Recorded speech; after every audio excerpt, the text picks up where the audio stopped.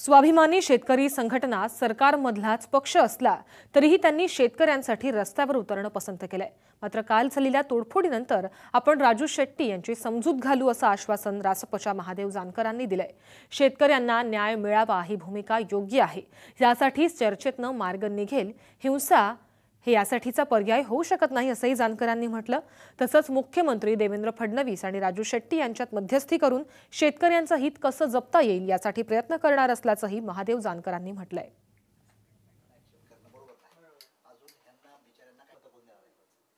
सरकार नौका आहे, आपण ह्या सरकारला भी चान्स दिला पाहिजे। आज आमच्या विरोधात 60-65 वर्ष राज्य केलेल्या काँग्रेस राष्ट्रवादीची ही माणसं खिलाडी तयारीची होती। त्यांनी केलेलं पाप आम्हाला फेडायचं आहे। आज 3000 कोटीचं कर्ज ह्या सरकारवर आहे, विद्यमान सरकारवर।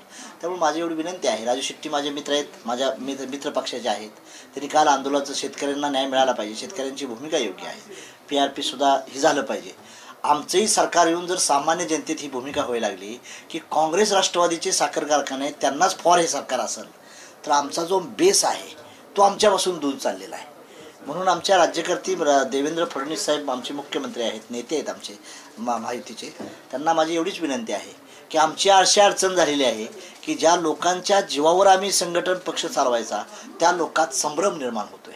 म्हणून आदरणीय मुख्यमंत्री साहेबांनी राजू शेट्टी असेल, मी राजू शेट्टीला बोलीन, राजू शेट्टी सदाभाऊ खोत असतील, देवेंद्र साहेबांना सांगू इच्छितो की तातडीने ह्यांची मिटिंग लावून काहीतरी समज। सेना BJPचे साखर कारखाने नाहीत, हे कारखाने कोणाचे आहेत? सर्व विरोधकाचे आहेत। मग विरोधी सरकार निकाल देणं आपल्या सरकारला परवडणार नाही।